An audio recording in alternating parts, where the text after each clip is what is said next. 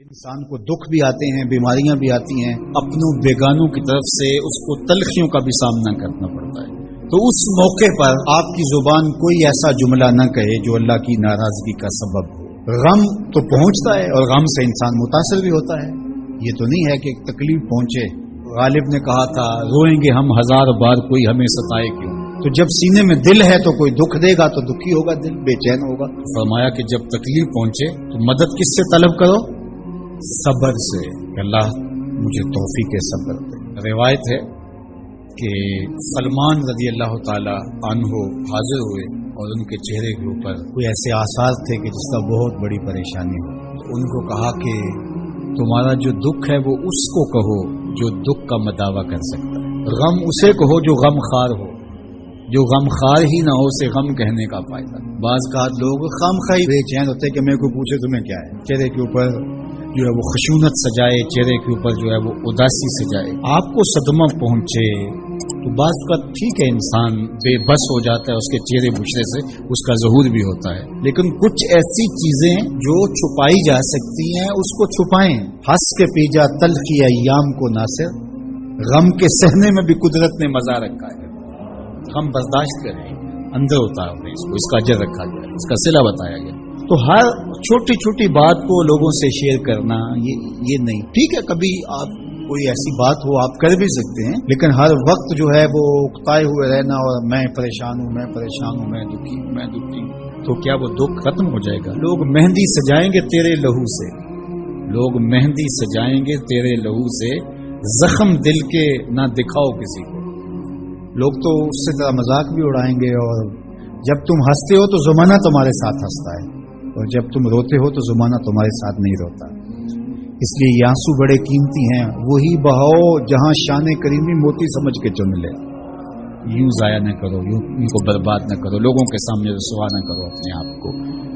تو صبر کے دامن کو تھامو، ایک تو تلقین یہ کی، اور دوسرا کہا والصلاۃ، اور نماز کے ساتھ اللہ سے مدد طلب کرو۔ حضور علیہ السلام جب بھی کسی مشکل میں مبتلا ہوتے تو حضور نماز کے لیے کھڑے ہو جاتے، اور میں نے خود کئی مرتبہ تجربہ کیا ہے، جب کوئی تکلیف پیدا ہو تو آپ نماز پہ کھڑے ہو جائیں، تکلیف میں تخفیف پیدا ہو جاتی ہے۔ اور بدر سے سخت دن کیا ہو سکتا تھا جب کافر پورے لاؤ لشکر کے ساتھ آ گئے، اور حضور کے لیے عریش ایک چھپر بنا دیا گیا، اور آ کر کہیں وہاں مصلی بچھائے ہیں اور رب کے حضور کھڑے ہیں۔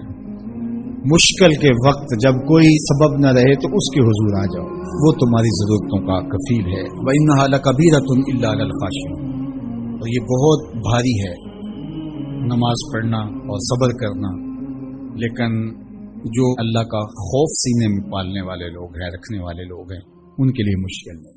بچے کو صبح اٹھائیں آپ نماز کے لیے تو وہ اٹھتا ہی نہیں ہے، بار بار کہہ کے اس کو اٹھانا پڑتا ہے، اور اس نے سوات کی سیر کے لیے جانا ہو اور دوستوں کو ٹائم دیا ہو، تہجد کے وقت ہی تیار ہو کے بیٹھ جاتا ہے۔ اس کا مطلب ہے کہ اس کو نماز کا شوق نہیں ہے، اس کا شوق تھا، جس کا شوق تھا اس کے لیے اٹھنا بھاری نہ ہوا۔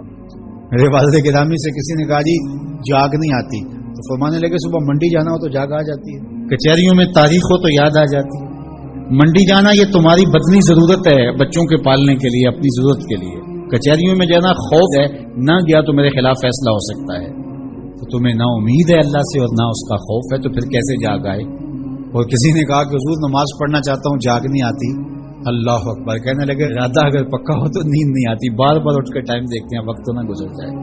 اللہ اکبر۔ تو فرمایا یہ بھاری ہے لیکن خاشعین کے لیے بھاری نہیں ہے، خشیت خدا سینے میں نہیں ہے، اللہ کا خوف سینے میں نہیں ہے، تو واقعی صبح کا اٹھنا بہت زیادہ بھاری ہے، بہت زیادہ مشکل ہے، لیکن جو خشیت والے ہیں ان کے لیے مشکل نہیں۔ یہ مان لیا کہ صبح کا اٹھنا، سحری کا اٹھنا نفس پہ شاک ہے، لیکن اگر کسی کی زندگی کی لذت اس میں رکھ دی گئی ہو، اللہ اکبر، تو پھر اس کے لیے مشکل تو نہیں ہوگا۔ راہ خدا میں تکلیف اٹھانا مشکل صحیح، لیکن زندگی کا سرور اس میں رکھ دیا گیا۔ وہ مزہ دیا تڑپ نے، میری آرزو ہے یا رب، میرے دونوں پہلوؤں میں حمزہ کا ایمان لانا کوئی معمولی واقعہ نہیں تھا۔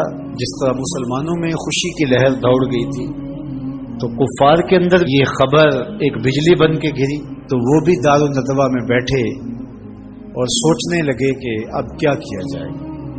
آج ایک حمزہ بن عبد المطلب گئے ہیں، کل کوئی اور چلا جائے گا تو یہ تو طاقتور ہو جائیں گے، عمر بن خطاب مجلس میں موجود تھے. کہا تم قصہ چھوڑو، یہ کام میرے ذمہ رہا، میں بانی اسلام کی زندگی کا چراغ ہی بجھا دیتا ہوں. روز روز کا قصہ ہی تمام ہوتا ہے. تلوار حمائل کی اور ارادہ قتل سے گھر سے نکلتے ہیں. تقدیر ہنس کے کچھ اور ہی بول رہی ہے. سودا لینے کے لیے بازار گئے، سودا لینے کے لیے بازار گئے، ہاتھ اس کے بکے جس کے خریدار گئے. تلوار حمائل کی ہے، بانی اسلام کی زندگی کا چراغ بجھانے کی آرزو ہے. گھر سے نکلتے 22 سال کی عمر ہے، جوانی ہے، بانکپن ہے، چہرے پہ جلال ہے. خطاب کا جری جواں بیٹا ہے. راستے میں ایک صاحب ملے، دیکھا اور کہا کہ کیا تیور ہیں اور ارادے کدھر کے؟ کہا چراغ اسلام بجھانے جا رہا ہوں. کہا اس کی روشنی تو تمہارے گھر میں بھی پہنچ گئی. پوچھا کیا ماجرا ہے؟ کہا تمہاری بہن فاطمہ بنت خطاب اور تمہارے بہنوئی سعید وہ بھی اس آقا کے غلام بن گئی. بس غصے میں بہن کے گھر پہنچتے ہیں اور دروازے کو دستک دیتے ہیں. اندر قاری قرآن ان کو قرآن سکھا رہا ہے. اہل خانہ سمجھے عمر آئے ہیں اور تیور بھی اچھے نہیں ہیں. قاری کو کہیں گوشے میں چھپا دیا اور دروازہ کھولا. دروازہ کھولنے کی دیر تھی کہ بہن پہ ٹوٹ پڑے، مار دھاڑ شروع کر دی. تم سابی ہو گئی ہو، تم نے آباء و اجداد کا دین چھوڑ دیا ہے. مار مار کے ان کو لہو لہان کر دیتے ہیں. تو بہن بولتی ہے عمر سنو، تم خطاب کے بیٹے ہو نا، میں بھی خطاب کی بیٹی ہوں، میں بھی اپنے موقف سے ہٹنے والی نہیں. حیرت زدہ ہو جاتے ہیں کہ اس عورت کے اندر یہ بجلیاں کیسے آ گئیں. تو سوچنے لگے اور کہا اچھا جو تم پڑھ رہے تھے مجھے بھی سناؤ. کہا تمہیں پہلے غسل کرنا ہوگا. عمر بدن دھو رہے ہیں، میرا رب دل دھو رہا ہے. اتنے میں قاری قرآن کے ورق لے کے آ گیا اور تلاوت ہوتی ہے طٰہٰ ما انزلنا علیک القرآن لتشقیٰ. اے 14ویں کے چاند محبوب، ہم نے قرآن اس لیے نازل تو نہیں کیا تھا کہ آپ مشقت میں ہی پڑ جائیں. تلاوت ہوتی جا رہی ہے، عمر کی آنکھوں سے آنسو ٹپکتے چلے جا رہے ہیں. کہا عمر کی عمر برباد ہو گئی، چلو مجھے حضور کی چوکھٹ پہ لے چلو. اللہ اکبر. دار ارقم میں حضور تشریف فرما تھے. تلوار اس طرح حمائل کی ہوئی ہے اور اسی حالت میں حضور کی دہلیز پہ جا رہے ہیں. دروازے کے سوراخوں سے دیکھا صحابہ نے، کہا کہ عمر آ رہے ہیں، تلوار ہے ہاتھ میں. تو حضرت امیر حمزہ نے کہا گھبرانے کی ضرورت نہیں ہے، اگر ارادہ خیر سے آ رہے ہیں استقبال کریں گے، خوش آمدید کریں گے، بٹھائیں گے، عزت دیں گے. اور اگر ارادہ اچھا نہیں ہے تو اسی کی تلوار سے اس کا سر کاٹیں گے. دروازہ کھلتا ہے، عمر حضور کے سامنے آ کے بیٹھتے ہیں اور میرے حضور کہتے ہیں عمر ابھی وہ وقت نہیں آیا کہ تم اسلام لے آؤ. اور یہی وقت تھا عمر کے اسلام لانے کا. حضرت عمر کلمہ پڑھتے ہیں اشہد ان لا الہ الا اللہ وحدہ لا شریک لہ واشہد ان محمدا عبدہ ورسولہ. جو ہی عمر کی زبان سے کلمے کی صدا سنتے ہیں صحابہ اتنے زور سے اللہ اکبر بے ساختگی میں کہتے ہیں مکے کی گلیاں گونج اٹھتی ہیں. اللہ اکبر. اب ایمان لانے کے بعد جناب عمر حضور سے پوچھتے ہیں حضور ہم حق پہ نہیں ہیں. فرمایا ہم حق پہ ہیں، اللہ کا دین سچا نہیں ہے. کہا اللہ کا دین سچا ہے. کہا کہ آپ اللہ کے سچے رسول ہیں. فرمایا ہاں میں اللہ کا سچا رسول ہوں. تو کہا پھر ہم چھپ کے نمازیں کیوں پڑھیں، ہمیں صحن حرم میں جانا ہوگا. مسلمانوں کی 2 صفیں بنتی ہیں 20-20 افراد کی. ایک صف کی قیادت حضرت عمر کرتے ہیں، ایک صف کے آگے حضرت امیر حمزہ چلتے، درمیان میں میرے حضور ہیں اور صحن حرم میں پہنچ کے رب کی نماز ادا کی جاتی. حضرت عبداللہ ابن مسعود رضی اللہ تعالیٰ عنہ فرماتے ہیں عمر کا اسلام لانا مسلمانوں کے لیے عزت کا سبب تھا.